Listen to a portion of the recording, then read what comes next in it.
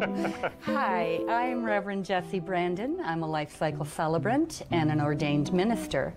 And you're stopping by Epiphanies. And this is where I get to bring my two joys together, people and books.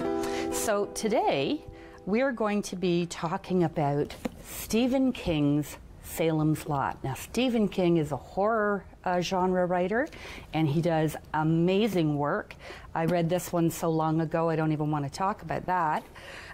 Anyway, with me today is my guest, Joe Mercer, and Joe is a local author, and he is a communications specialist with the County of Simcoe, and he also is a photographer, and he was once a journalist. That's correct. So I got it all, right? Yes. Okay, so Joe, tell me, why did you choose this book? Well, you know, I thought a lot about it when you approached me and to be on the show, and it's funny because this book always, the more I thought about it, the book always came back to me when I needed it. Oh, yeah. When I was younger, you know, I was into comic books. I read a lot of Marvel comic books, and there wasn't any, like there were young characters, but there weren't any young characters that were normal kids facing adversity. You know, like Spider-Man was my favorite, and you know, he was a kid who dealt with loss, but you know, he got bit by the spider, and then he had superpowers, and you know, so he wasn't just a normal kid. Yeah, how am I going to connect with that? I wanted to be him, but I couldn't connect with him. Yeah. Then along came this. I read it, you know, around 10 years old. And the main character, Mark, or one of the main characters, Mark, is a young boy, preteen, and you know, he gets picked on a little bit for being a little bit of a nerd, and you know, he likes to play with models and comic books, and you know, his dad wants him to be more of a man, and you know, put away the comic books, put away the models, you know, and that's kind of what I dealt with growing up. You know, I played with action figures, and my dad was like, why is he always playing with dolls all the time, right? Yeah. And comic books, like I should be outside roughhousing and stuff. So I could really connect with that. And as the book goes on, you see that Mark is dealing with, you know, not getting the love he wants from his father, and then you know, the vampires are introduced into the, you know, obviously no vampires are hanging around Barrie, Ontario, but that we know. Well, we hope, yeah. But you know, and the evil was brought into the story, right? Mm-hmm. And again, you know, we've talked a little bit about my past and a few times when we've gotten together, and you know how in my past, you know, my father wasn't the greatest role model, and there was a lot of stuff that happened in my life, so I understood that aspect, and I understood about the evil. I saw a lot of evil growing up. Mm-hmm. And part of this is that Mark overcomes the evil, right? And here's a young boy, he's dealing with all the same stuff I'm dealing with, who can somehow defeat a vampire. Mm-hmm. And, you know, good versus evil, light versus dark, and he prevails. So it always gave me that, I guess, a little bit of hope, that when it all was said and done, that, you know, I'd overcome the darkness, I'd overcome the evil, and find a way out. And it also came to me at a time in my life where my older brother, 9 years older than I am, he left and to leave on his own because of the stuff that was happening at home, and so the second that he could get out of the house, he was gone. And so, you know, my mom and I rushed off to Nova Scotia, kind of to save our own lives, I guess to say. And when I came back, my brother was gone. So again, a lot of darkness, a lot of being alone, a lot of that feeling of being alone.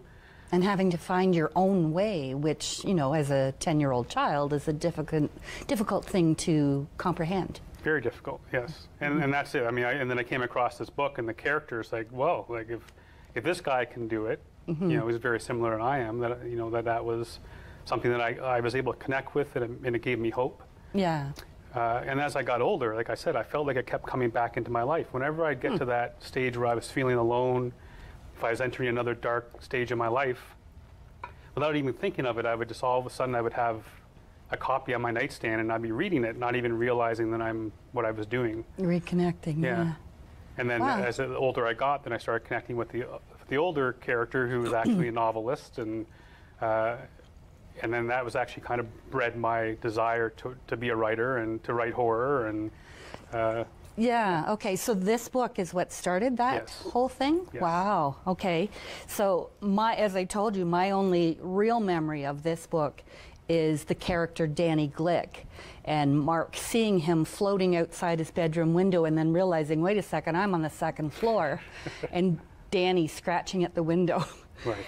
And there's only two things that have really given me nightmares in my life, and that was one of them. I lived in a boarding house and woke up everybody in the boarding house screaming. So thank you so much for having me relive that.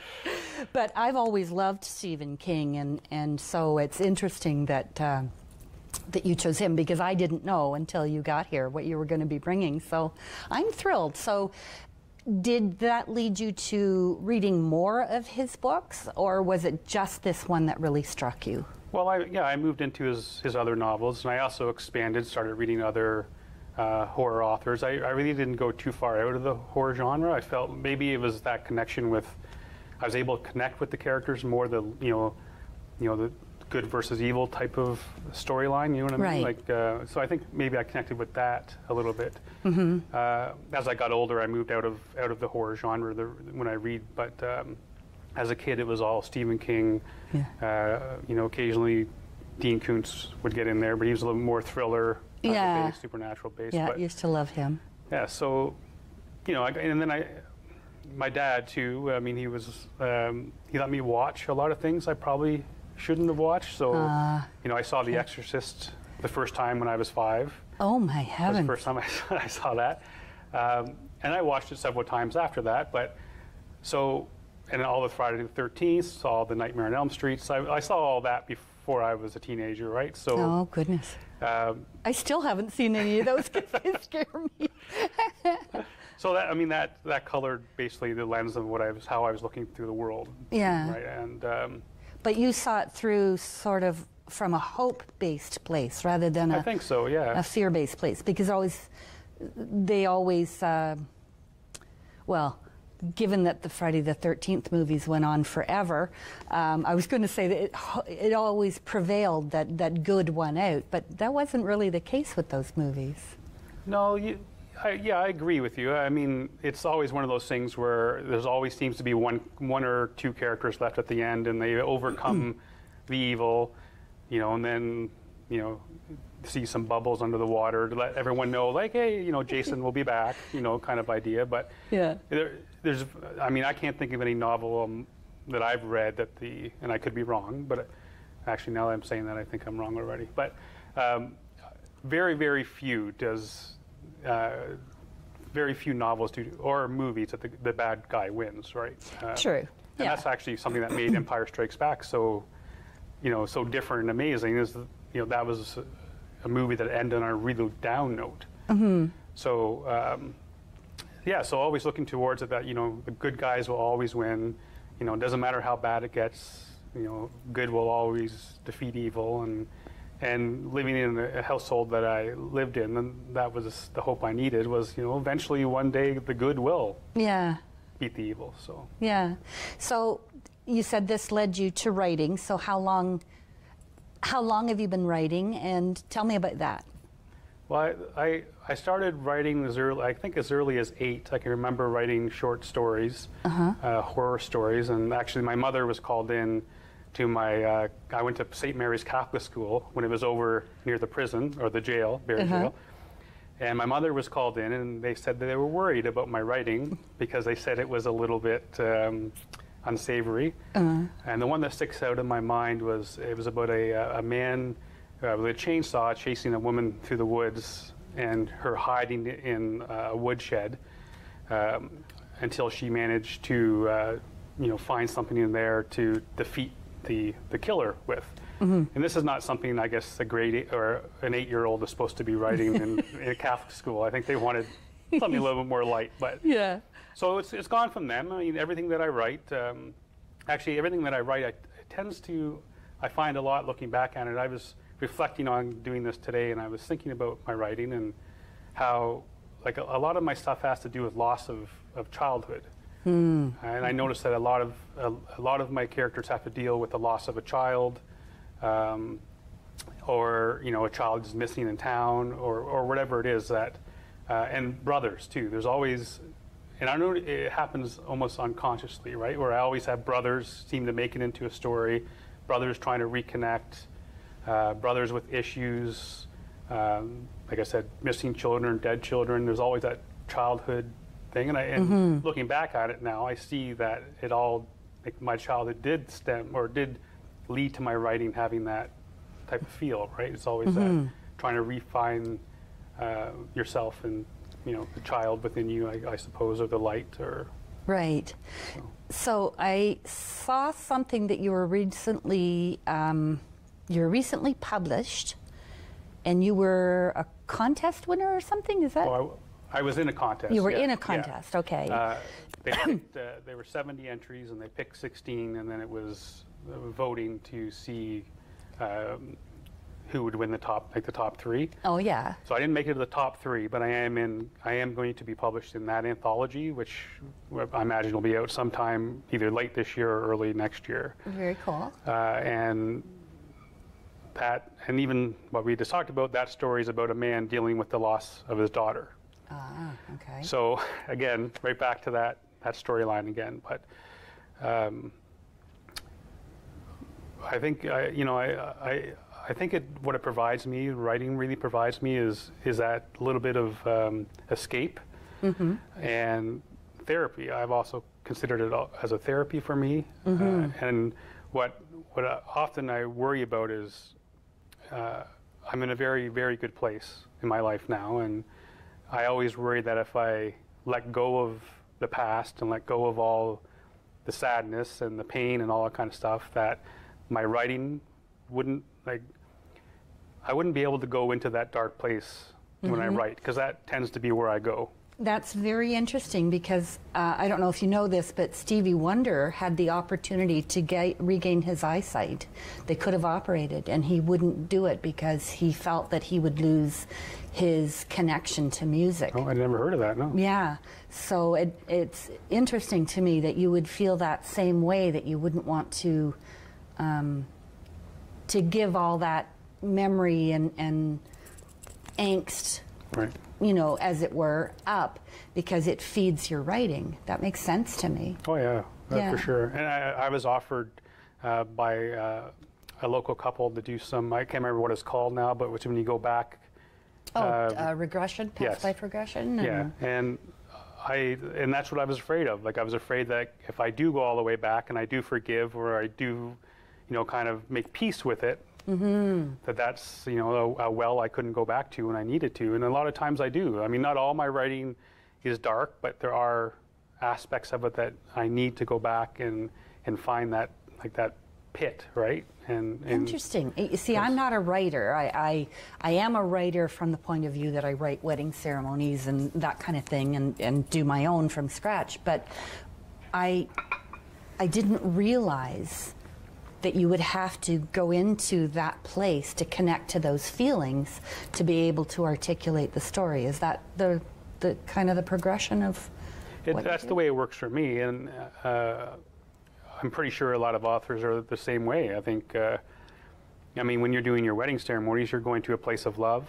True. Right? So for me, if I'm going to write a scene where it's, very violent or very dark, and, if I'm happy and, thinking about unicorns and champagne, how am I going to write about, a hammer fight and someone beats somebody to death? Like that, you got to go to a dark place. Like those, not too often those thoughts just are. If those thoughts are in your head all the time, then it's probably not a good thing. But so how do you, having gone into that place to write, how do you bring yourself back out of it? Is that easily done? Well, to be honest, sometimes I'll go there and I'll start writing, and then there's been times where I'll put something down on paper or on the keyboard, and it is so dark and brutal that it actually kicks me out of it, and I have to step back and be like I don't know where that came from. Like it it had happened a few times, not all the time, but there's been a few times that I've actually kind of scared myself that I was able to go so deep and so dark. Excuse me. So I have to, so I step back from it, and by stepping away from it, I can turn it off and get away from it. But yeah, sometimes it can be kind of scary, especially since as a writer, I don't think, like I'm always writing. A writer is always, even if they're not, like sitting here talking is different, but if I was sitting here by myself, I'd be writing in my head, I'd be thinking about what's, my next story, the next, new character. It's always, never a vacation for a writer. You're always writing, regardless if you have a pen and a pad or not. So yeah, that's so interesting. So when you develop a character, like right now I'm reading the James Patterson series. I just finished the Alex Cross, and I'm reading Michael Bennett. And I read them all years ago, but I love Patterson. So he was talking about his one character, Mike Bennett, has 10 children, and his wife has just died of cancer. And so I was thinking to myself, this man, this character, has conversations with himself about his kids, and I thought, how do you do that? How do you come to that? So when you're developing a character, do you have conversations either on paper or in your mind as that character, or as yourself talking about that character? Do you understand what I mean? Yeah, I know what you mean. Like every writer has their voice that they have. This makes them distinct, right? I mean, James Patterson when you pick Patterson up. Same thing with King, right? Yeah. Everyone has their own voice, and I think when you become, what makes you a difference between a writer and a great writer is being able to switch between that, right? Like, exactly when you start reading a page, exactly who that character is, and that character, even though you have your own writing voice, that character has their own voice. So there is a little bit of that, being able to get your mind into that role and that to write that character. One of the old things that people used to say is write what you know, which is kind of silly, because if that was the case, then what would I write about? Yeah. Right? I mean, not too many authors have.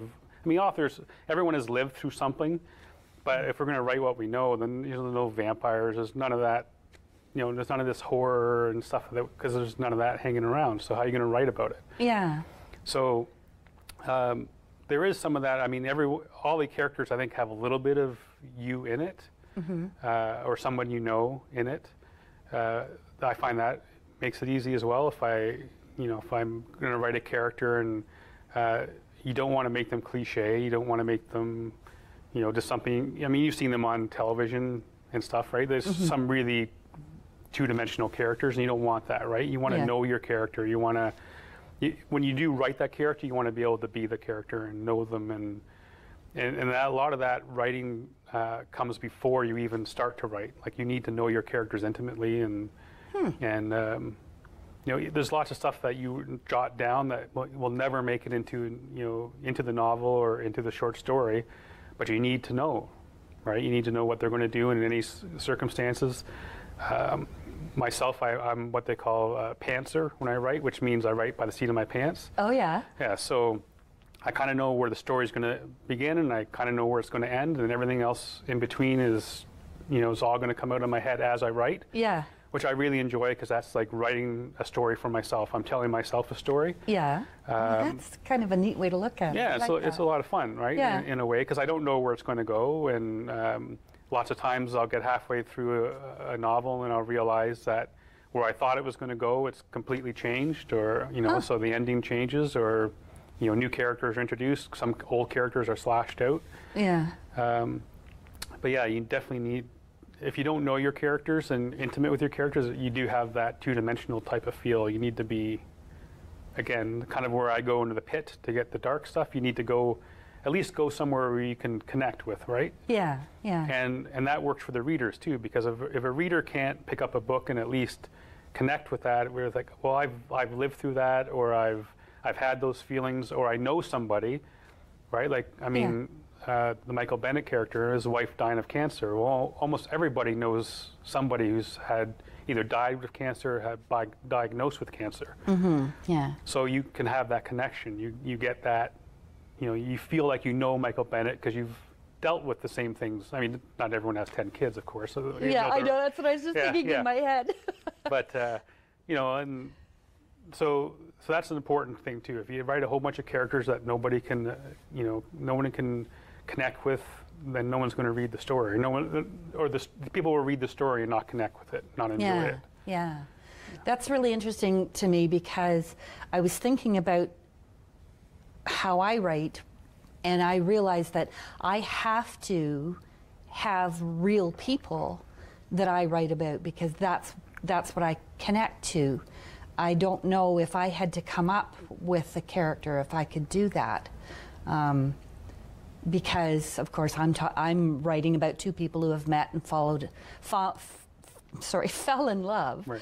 And so I write their story with their words, or their stories to me. I ask questions, and that's where I come from. I can't imagine not having those people right in front of me. So that just absolutely fascinates me, that that you can do that. I mean, I'm sitting here with this grin on my face, just, That's so cool.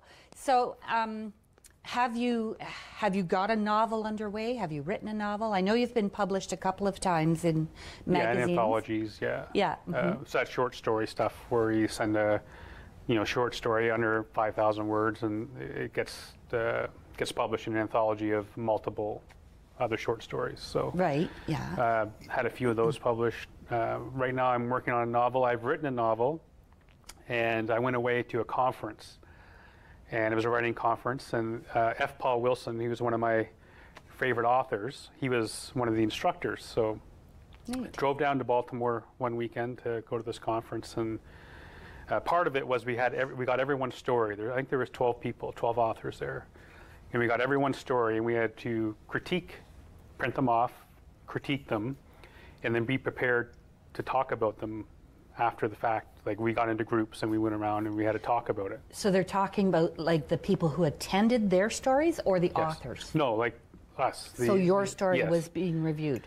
Yes. Okay. So I think there was 3 or 4 instructors. F. Paul Wilson was one of them, and the 12 authors or 12 writers.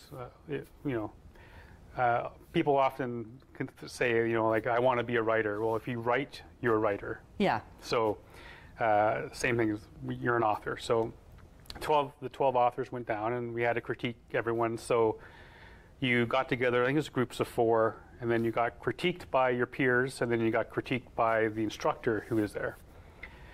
And I thought I had something amazing because I let a few friends beta read it for me, and they thought it was, this is great. You're going to get published. You're all the kind of stuff. And then I went to this group or this conference, and then for about 2 years, I hardly wrote because I got destroyed. Oh, really? Oh, yeah. But it's good because... Really? Yeah. I mean, the worst part about it is when you have friends or family beta read for you, they're going to tell you what they think you want to hear, right? Yeah. They're going to have a really couple of really good beta readers that Kevin Johns, who lives in Ottawa, and Ryan Owen, who lives in Barrie. And they love my stuff, but they don't hesitate to tell me that doesn't work, or why don't you try this, or get rid of that character. Okay. And almost always they're right. So, but after this conference, it tore me down, like basically, especially when like F. Paul Wilson, after I moved on from this, I started reading F. Paul Wilson almost exclusively for a while, and so I considered him one of my heroes, I guess. And then for him to basically say the story's great, but here's everything wrong with it. So when you hear that, you don't hear the story's great. You hear here's everything wrong with it, right? Mm-hmm, mm-hmm. So I remember leaving to drive home, so like a 9-hour drive, I think it was. And did you cry all the way home? I'm crying for you. I did have a migraine after that. I was so inside my head and so much like that. It almost knocked me right back down to like how, I I just felt like I wasn't good enough. Like all those childhood things came roaring back, right? Like I'm wasting my time, you know, all these. And I'm an extremely slow writer. So I have friends that are authors who can punch out a short story in an afternoon and it's ready to go off to an anthology. And I'll take a month, 2 months to write 5,000 words that I'm happy with. Yeah, wow. But everyone's different, right? Yeah, yeah. So I felt like I put all these years, and Ryan and I, we worked together at the county, and I used to write on my BlackBerry any chance I got. So there were times where we'd be on the exercise bikes, and he'd be beside me, and I'd be on the bike typing my novel on the BlackBerry. Wow. So I felt like all of that, all of a sudden, it was like all that hard work was gone. Yeah. And so I scrapped it. And I learned a couple of lessons from that. One is I shouldn't allow one person to tell me that it's not good, that it's not good enough. And that's actually one of the reasons why I've decided to stop submitting to anthologies. Oh, yeah. Because a lot of times you send it off and you put all of your self-worth on one person's opinion. Because all it is one person making the decision, right? He or she is producing the anthology, they get your story, you know, they don't like it, it doesn't go in. Meanwhile, somebody else does. Like everything I've written has been published. It's taken two or three times to find its home. Right. Well, that's absolutely amazing, and I really appreciate that you've shared so much of your journey around writing with me, because I had no idea. I have an even deeper respect for both for writers and for you. And I'd like to thank you for taking time out of your day to come and visit us here on Epiphanies and for sharing that perspective. And I thank my viewers as well for joining me here, and hope that you enjoyed our talk today with Joe Mercer, who is a local author and photographer and communications specialist with County Simcoe. Thanks for dropping in. Bye now.